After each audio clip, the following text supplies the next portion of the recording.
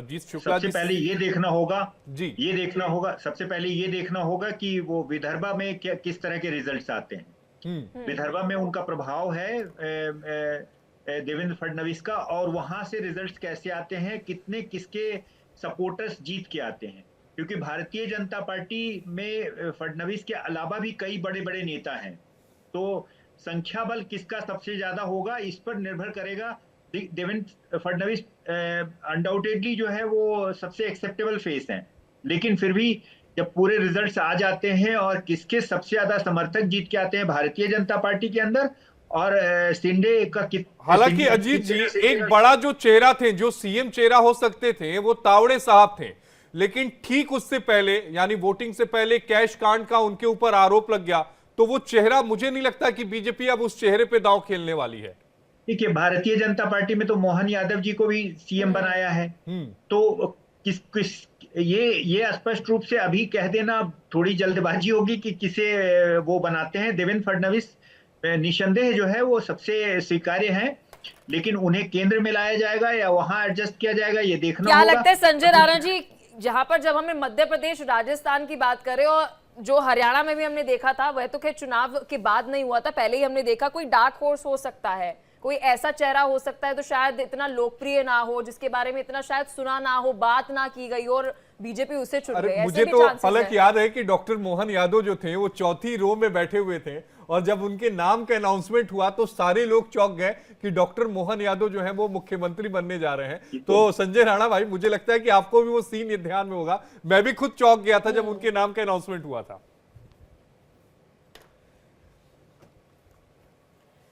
Sanjay unmute जी शायद करिएगा। आप म्यूट है।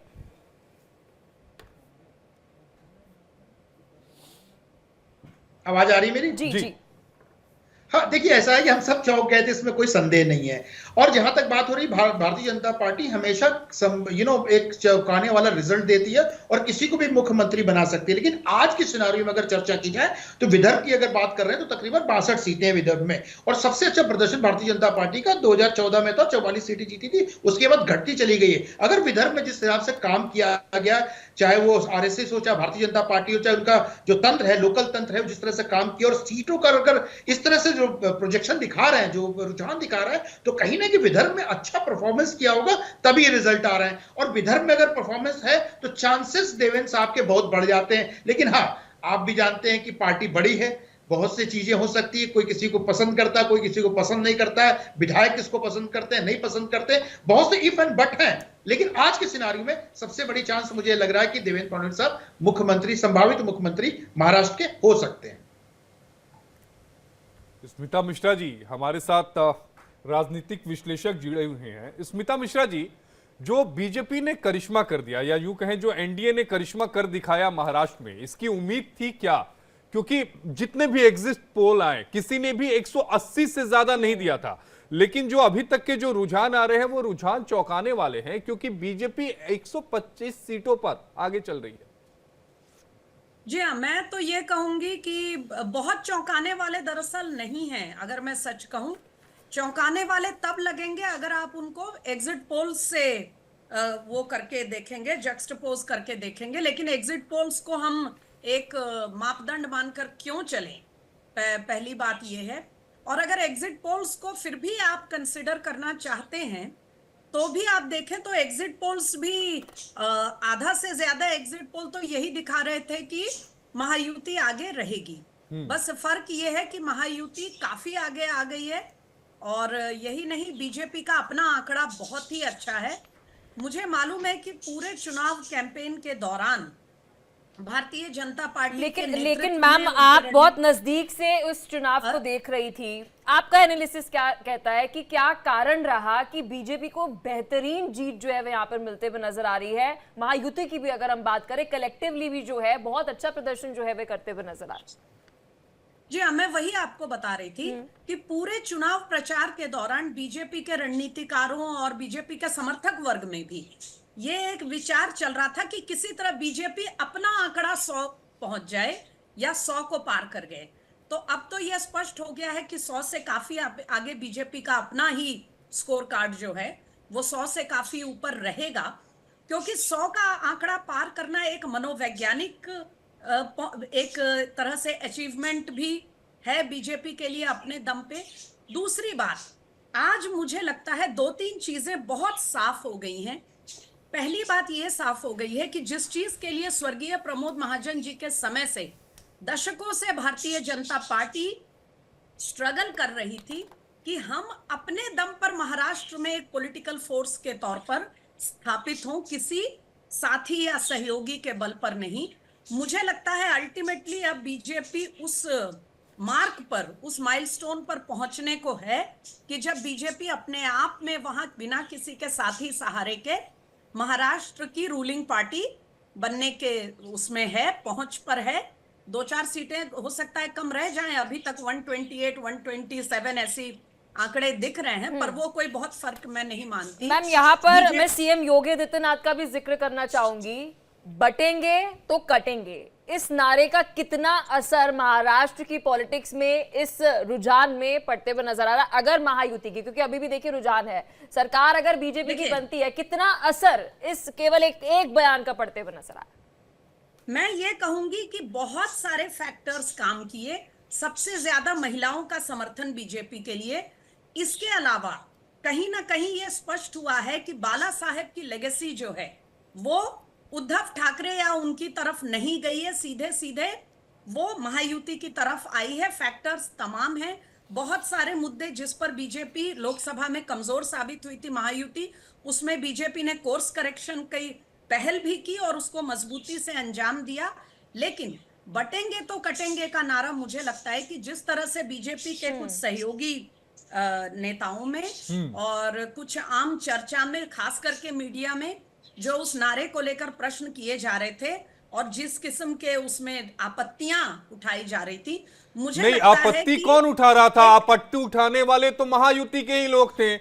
अजीत पवार साहब का बयान है कि ये यूपी नहीं है, ये महाराष्ट्र है। अब सवाल ये उठता है कि इतना नंबर आने के बाद क्या अजीत पवार साहब को कैबिनेट में जगह मिलेगी क्या? आप एक मुद्दे से दूसरे पे चले जाएंगे तो मेरे लिए बहुत कठिन होगा इन चीजों को रिलेट करना। मैं बटेंगे तो कटेंगे से कौन मंत्री बनेंगे इस पे तुरंत नहीं, आई कैन नॉट। ठीक है, आप इससे जोड़कर अगर मैम देख पाए, मैं पीएम मोदी के नारे का भी जिक्र करना चाहूंगी। आप इससे भी थोड़ा इसे कनेक्ट करके बताइए मैम। एक है तो सेफ है, कौन सा नारा चमक गया? आया ना आए, वोटर को पसंद आया है, ये नतीजे बताते हैं। मुझे लगता है अब इसमें विवाद खत्म हो जाना चाहिए।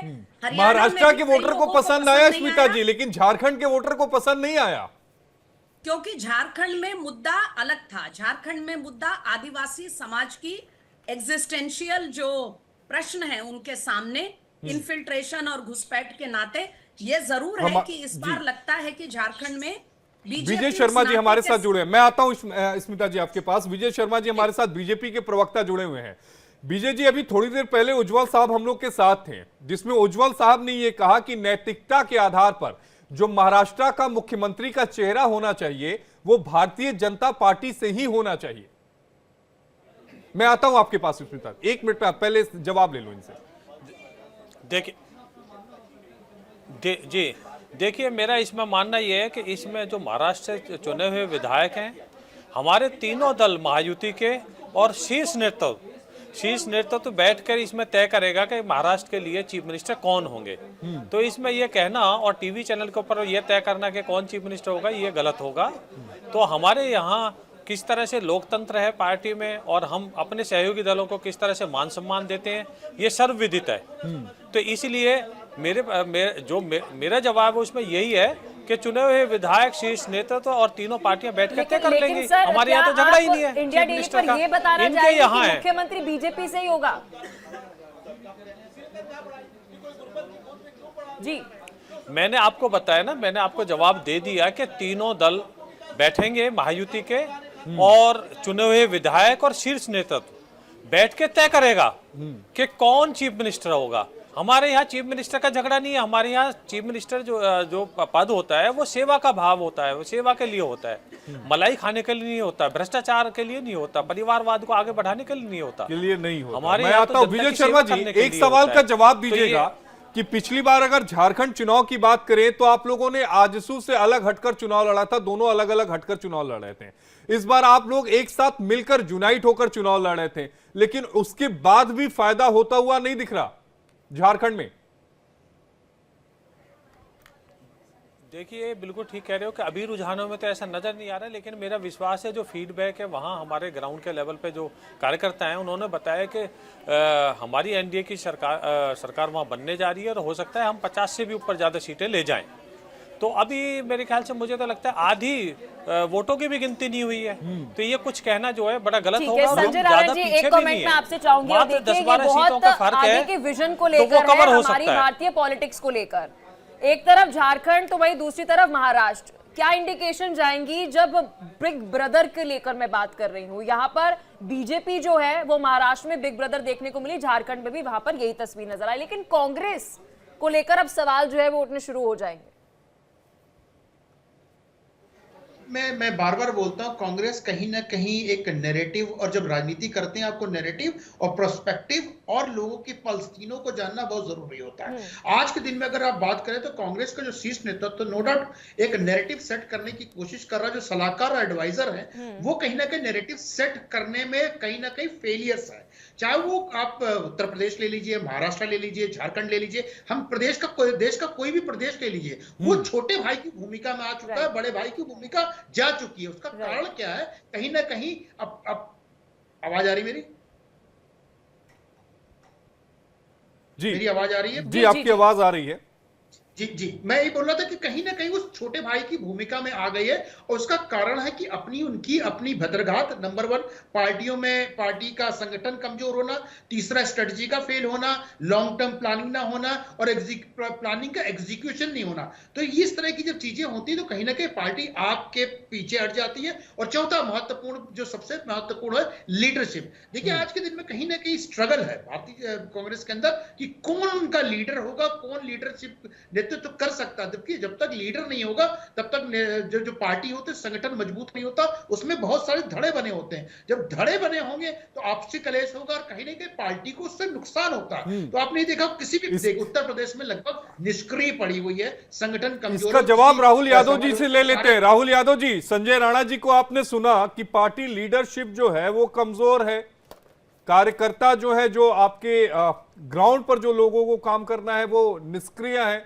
यूपी का उदाहरण दिया है संजय राणा साहब ने। नहीं, देखिए अभी पहले तो मैं भाजपा के प्रवक्ता का जवाब दे देता हूँ, फिर राणा साहब का भी जवाब दूंगा। भाजपा के प्रवक्ता ने कहा कि हम सहयोगियों के साथ मिलकर तय करेंगे।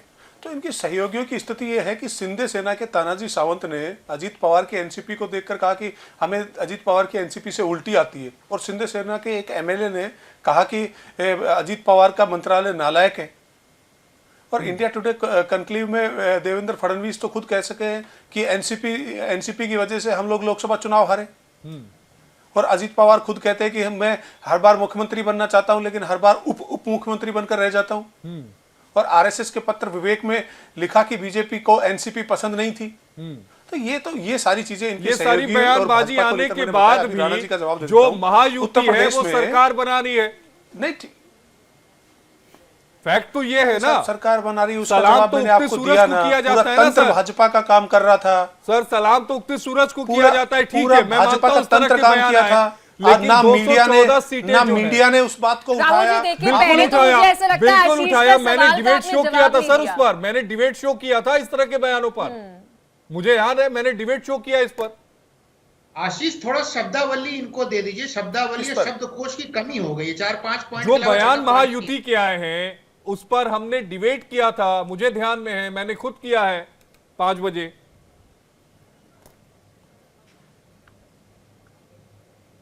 नहीं, महाराष्ट्र पे डिबेट किया है आपने, ठीक है। अभी इन्होंने राणा जी ने अभी उत्तर प्रदेश को लेकर पूछा। उत्तर प्रदेश के मीरापुर में जो एसएचओ ने जो पर्दानशी महिलाओं को जो धमकाया वोट डालने से, और 4 आइडिया लोगों के पास होने के बावजूद भी उनको वोट डालने से रोका गया।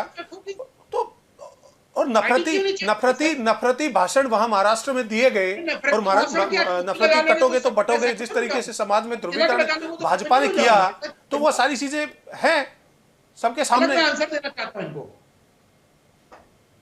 बोलिए संजय जी, आप बोल लीजिए, फिर स्मिता जी के पास जाएंगे।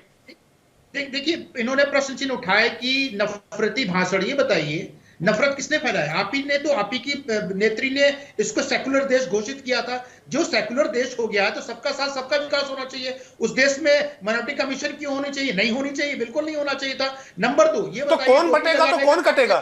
कौन बटेगा तो कटेगा कौन? आप इसका जवाब क्यों नहीं देते? अब